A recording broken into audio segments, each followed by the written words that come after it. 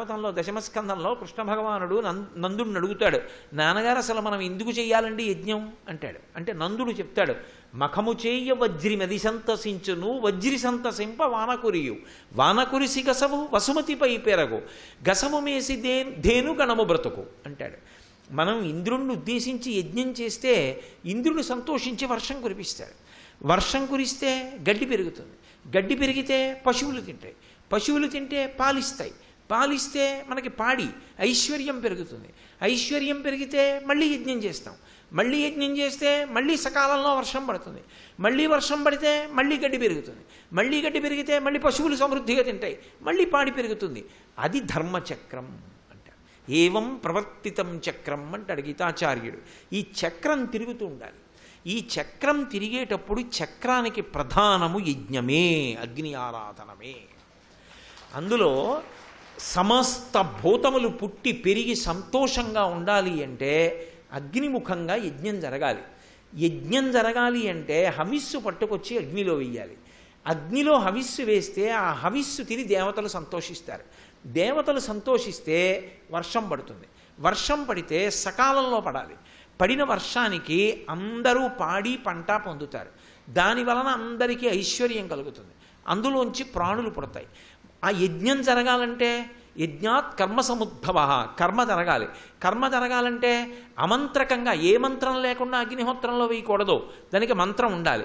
మంత్రం ఎక్కడి నుంచి వస్తుంది? వేదంలోంచి వస్తుంది. ఇప్పుడు సనాతన ధర్మానికి ప్రాణం యజ్ఞం అయితే ఆ యజ్ఞానికి ఊపిరి ఎవరు? వేదం. మంత్రం లేకుండా అక్కడ అగ్నిహోత్రాన్ని వెలిగించి మీరు నెయ్యి తీసుకొచ్చి పోసేస్తాను, హవిష్యం తీసుకొచ్చి పోసేస్తానంటే ఉపయోగం ఏముంది? అది అందదు దేవతలకి. అది దేవతలకు అందాలి అంటే మంత్రాన్ని కూడా కలుపుకోవాలి. మంత్రాన్ని కూడా కలిపి స్వాహ అన్నప్పుడు మీరు ఏ దేవతని పిలిచారో ఆ దేవతను ఉద్దేశించి నెయ్యి హవిష్యము రెండిటినీ ఇస్తే అది దేవతలు పుచ్చుకుంటారు. పుచ్చుకుని వాళ్ళు పరమప్రీతి చెందుతారు. యజమానికి తేజస్సు ఎక్కడి నుంచి వస్తుంది అంటే హవిష్యాన్నం అంతా కూడా అగ్నిలో వెయ్యరు, కావలసిన దానికన్నా ఎక్కువ వండుతారు. అందులో మిగిలిపోయిన దాన్ని నియమంగా కొన్నాళ్ళు తింటారు. దీక్ష అన్న మాటకు అర్థం అది. దీక్షలో ఉన్నారాయన అంటే అర్థం ఏమిటంటే మామూలుగా వండిన పదార్థాలు తినరు. తినకుండా యజ్ఞం చేసినప్పుడు ఉపయోగించినటువంటి హవిస్ ఉంటుందే అది పాత్రలో మిగిలిపోతుంది. ఆ మిగిలిపోయినటువంటి హవిస్ ఏదుందో దాన్ని తింటారు. తిని దీక్షతో ఉంటారు. దానివల్ల విశేషమైన తేజస్సు వస్తుంది. మహాభారతంలో ధర్మరాజు గారు ఆరణ్య పర్వంలో ఆ హవిష్యం యొక్క శేషాన్ని తింటూ ఉండేవాడు. అందుకే అంత విజయాన్ని పొందగలిగాడు, అంత తేజస్సు పొందగలిగాడు. ఆ అగ్ని ఆరాధనము నుండి సమస్తమైనటువంటి శ్రేయస్సు కలుగుతుంది. ఈ యజ్ఞం చేస్తే, అగ్నిని ఆరాధన చేస్తే విశేష ఫలితాలుగా 3 ఉద్భవిస్తాయి. ఒకటి, ఎవరు యజ్ఞం చేశారో వాడు ఉత్తమ లోకాలకి పెడతాడు. మీరు అందుకే చూడండి, ఎవరు ఇంద్ర పదవిలోకి ఎడతారు అంటే 100 యజ్ఞములు చేసిన వాడెవరో ఆయన ఇంద్ర పదవిలో కూర్చుంటాడు. 2, యజ్ఞం చేశారనుకోండి, దాని వలన ఇక్కడ కావలసినటువంటి సమస్తమైన ఐశ్వర్యము చేకూరుతుంది. 3, ఏ కోరిక లేదు. ఏ కోరిక లేకుండా ఒక ఊరిలో పెద్దలందరూ కలిసి యజ్ఞం చేస్తారు. ఎందుకు చేస్తారో తెలుసా? అలా యజ్ఞం చేస్తే లోక కళ్యాణం జరుగుతుంది. సమృద్ధిగా వర్షాలు పడి పంటలు పండి అందరూ సంతోషంగా ఉంటారు. అందుకే లోక కళ్యాణం కోసమని యజ్ఞయాగాది క్రతువులు చేస్తారు. ఇది అగ్ని ఆరాధన ప్రక్రియ. ఇందులో హవిష్యం ఇచ్చేటప్పుడు, ఆజ్యం ఇచ్చేటప్పుడు పురుషుడు ఇస్తాడు. కానీ ప్రతిరోజు వంట పొయ్యిలో నేతి మెతుకుల్ని తీసుకెళ్ళి అగ్నిలో మంత్రం లేకపోయినా వేసి నమస్కరించి కృతజ్ఞతావిష్కారం ఎవరు చేస్తుంది అంటే ఇంటి ఇల్లాలు చేస్తుంది. ఇంట్లో ఉన్న వాళ్ళందరూ సంతోషంగా ఉండాలని ఆ నేతి మెతుకులు తీసుకెళ్ళి వేసి నమస్కారం చేస్తారు. అంత గొప్ప యజ్ఞయాగాది క్రతువులతో కూడుకున్నటువంటి విశేషం ఈ సనాతన ధర్మమునందు ప్రధానమైనటువంటి లక్షణంగా ఉంటుంది. అసలు ఈ అగ్ని ఆరాధనము, యజ్ఞము, హోమము అనేటటువంటి మాటలు మంత్రంతో అన్వయం చేయడం, ఆ మంత్రమునకు వేదము ప్రమాణమై ఉండడం సనాతన ధర్మమునందు మాత్రమే మీకు కనపడుతుంది. ఇది ఏదో మూర్ఖపు ఆలోచన కాదు. మీరు పురాణాలు చూస్తే, నేను నిన్ననే మీతో మనవి చేశా, ఇతిహాసం అది అట్లే జరిగినది.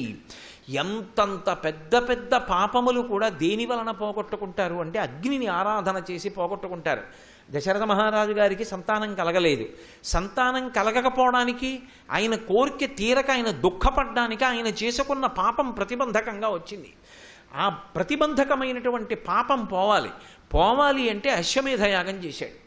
ఆ రోజుల్లో అశ్వమేధయాగం ఉంది. కలియుగంలో అశ్వమేధయాగానికి కల్పం లేదు. కలియుగంలో అశ్వమేధయాగం చేయరు. కలియుగంలో అశ్వమేధయాగం చేసిన ఫలితం దేనివల్ల వస్తుంది అంటే అనాథ ప్రేత సంస్కారం. అనాథమైనటువంటి ప్రేతానికి అగ్నిహోత్రంలో దానికి సంస్కారం చేస్తే దాని చేత అశ్వమేధయాగం చేసిన ఫలితం ఇస్తారు.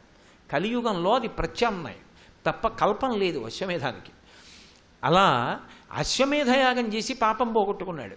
కొడుకు పుట్టాలన్న కోరిక తీరాలంటే మళ్ళీ యజ్ఞం చేశాడు, మళ్ళీ ఇంకొక ఇష్టి చేశాడు.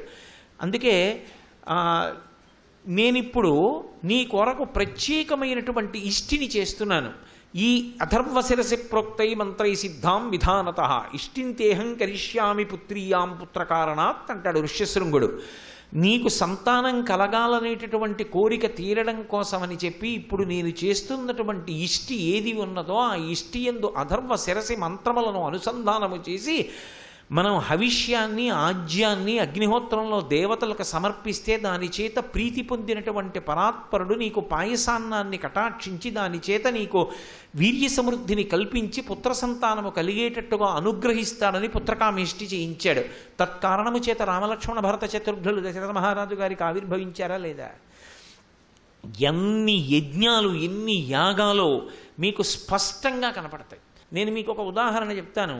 పివిఆర్కే ప్రసాద్ గారు తిరుమల తిరుపతి దేవస్థానానికి ఎగ్జిక్యూటివ్ ఆఫీసర్గా పనిచేశారు. ఆయన ఎగ్జిక్యూటివ్ ఆఫీసర్గా పనిచేస్తున్న రోజుల్లో అసలు తిరుమలలో గోగర్భం ఆనకట్ట కూడా పూర్తిగా ఎండిపోయింది, నీటి చుక్క లేదు.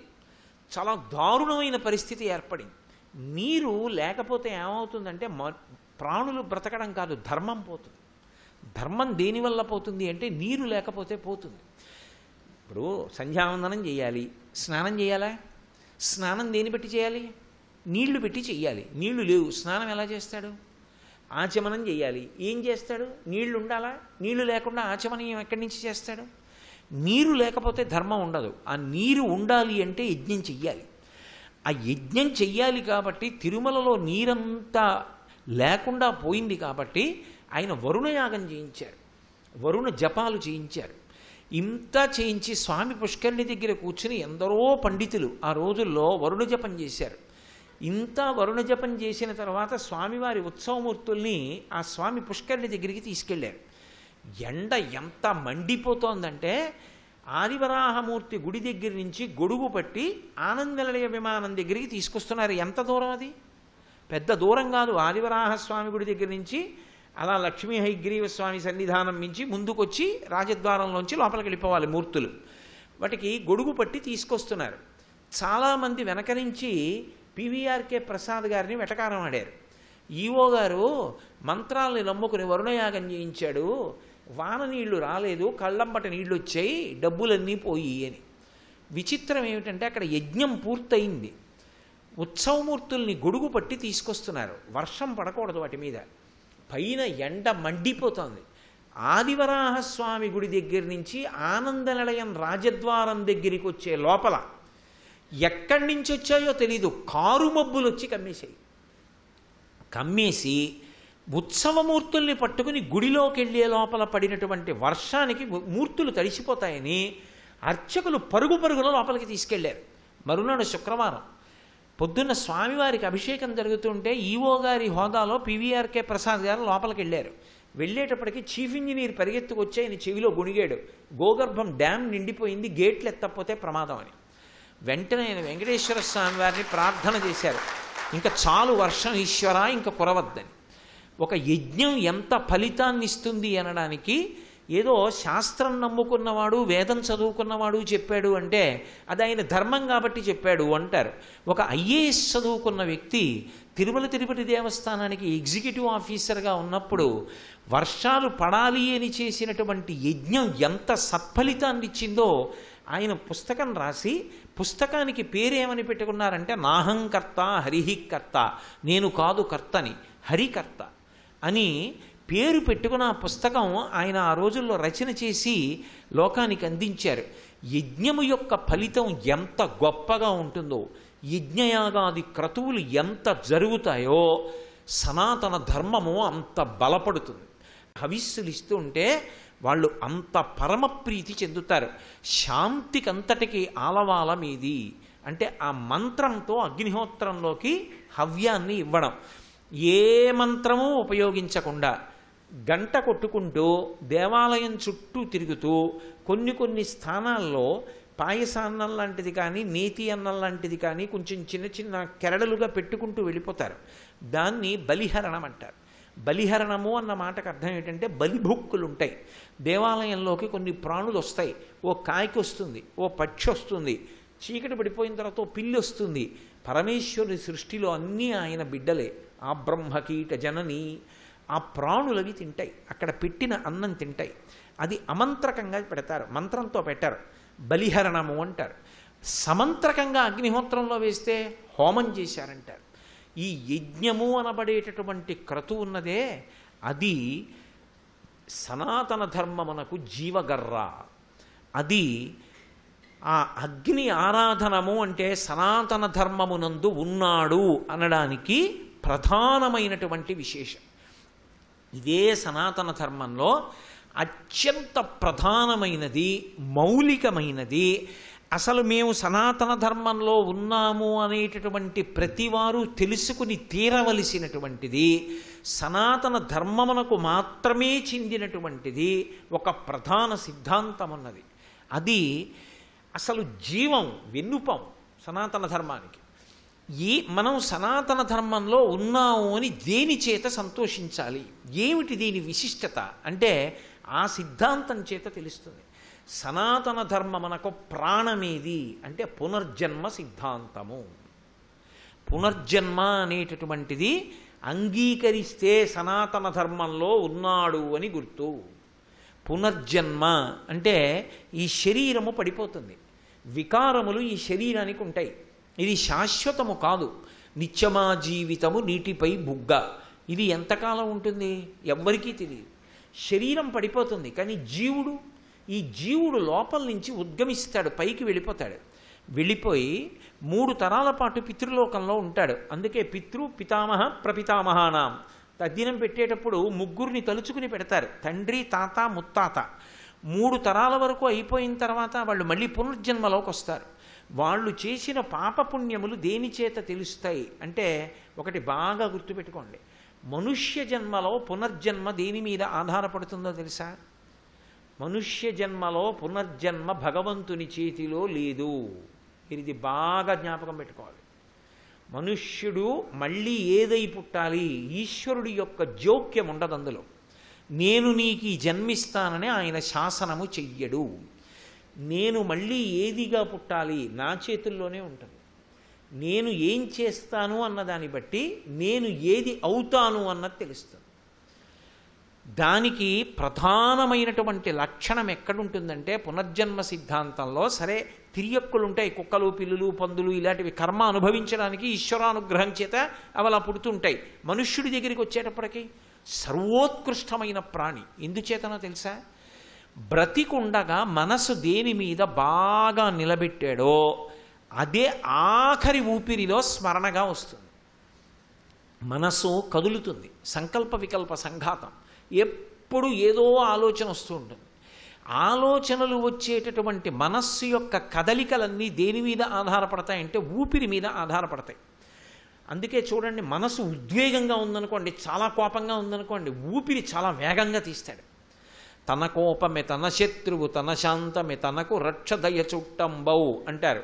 కోపం వస్తే ఊపిరిలు ఎక్కువ తీస్తాడు. ఈశ్వరుడు ఆయుర్దాయాన్ని ఊపిరిల రూపంలో ఇస్తాడు. ఎన్ని ఊపిరిలు వేయం చేసేస్తే అంత తొందరగా మృత్యు వస్తుంది. క్రోధ క్రోధకృత్కర్త విశ్వబాహుర్మహీధర అని విష్ణు సహస్రనామ స్తోత్రం. ఆ ఊపిరులు ఆధారం చేసుకుని లోపల జీవుడు కూర్చుంటాడు. కూర్చున్నప్పుడు దేని మీద మనసు పెట్టుకుంటూ ఉంటాడు. ఆఖరిసారి ఊపిరి లోపలికి వెళ్ళడమో బయటికి వెళ్ళడమో జరుగుతుంది. అప్పుడు ఆఖరిసారి కదులుతుంది మనస్సు. ఆఖరి కదలికలో దేన్ని పట్టుకున్నాడు అంటే, దేన్ని పట్టుకుంటుందంటే బ్రతికున్నంత కాలము దేని మీద ప్రీతి పెట్టుకున్నాడో దాన్ని పట్టుకుంటుంది. నేను విపరీతమైన అభిమానం శాస్త్రం మీద పెట్టుకున్నాను అనుకోండి, నాకేదో రామాయణం అంటే మహాప్రీతి అనుకోండి, రాత్రి నిద్రపోతున్నా ఏవో కొన్ని శ్లోకాలు జ్ఞాపకం వస్తుంటాయి అనుకోండి, ఇప్పుడు ఎక్కడికి వెళ్ళినా ఏదో రామాయణం జ్ఞాపకం వస్తుంటుంది అనుకోండి, దాని మీద చాలా ప్రీతి అనుకోండి, అది ఏం చేస్తుందంటే ఆఖరి కదలికలో రామాయణాన్ని చూపిస్తుంది. రామాయణం కదులుతుంది.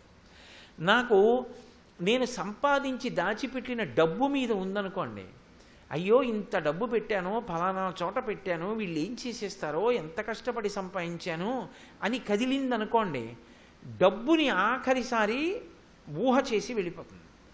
అది అభిమానంతో కదులుతుంది, శత్రుత్వంతో కదులుతుంది. ఇది బాగా పట్టుకోవాలి మీరు. మనసుకి రెండే, దానికి రాగము ద్వేషము ఈ రెండే తెలుసు, మూడవది దానికి తెలియదు. ఈ లోకంలో ఏ ఒక్కడు పూర్తి చెడ్డవాడు కాడు, పూర్తి మంచివాడు కాడు. ఎంత మంచివాడికి ఎప్పుడో ఎక్కడో ఏదో ఒక చిన్న చెడు ఆలోచన వస్తుంది. ఎంత చెడ్డవాడిలో ఎక్కడో ఏదో ఒక చిన్న మంచి ఉంటుంది, లేకపోవడం ఉండదు. చూడగలిగిన కన్నుంటే ఎంత చెడ్డవాడిలోనూ ఒక మంచి ఉంటుంది. కాబట్టి ఎవ్వరూ పూర్తి మంచివాళ్ళు కారు, ఎవరూ చెడ్డవాళ్ళు కారు. ఎక్కడో ఒక్కళ్ళు ఉంటారు మహానుభావుడు. చంద్రశేఖరేంద్ర సరస్వతి మహాస్వామి, చంద్రశేఖర భారతీ స్వామి, రామకృష్ణ పరమహంస, స్వామి వివేకానంద, ఇలాంటి వాళ్ళు కోట్ల కోట్ల కోట్ల మందిలో ఎక్కడో ఒక్కరుంటారు. The members of the dominant minority అంటాడు నాని పాల్కివాల. అలా ఎక్కడో కొంతమంది ఉంటారు. మిగిలిన వాళ్ళందరూ రెండిటి యొక్క సమన్వయ స్వరూపులై ఉంటారు. అప్పుడు ఈశ్వరుడు నువ్వు ఎక్కువ మంచి చేశావు కాబట్టి నీకు స్వర్గం ఇచ్చేస్తున్నాను అన్నాడు అనుకోండి. మరి కొద్ది ఎక్కువ తప్పులు చేశాడు ఒక ఆయన శాశ్వతంగా నరకానికి వెళ్ళిపోయాడు. ఇప్పుడు మరి అవకాశం ఏది ఇంకా వాడికి పోగొట్టుకోవడానికి?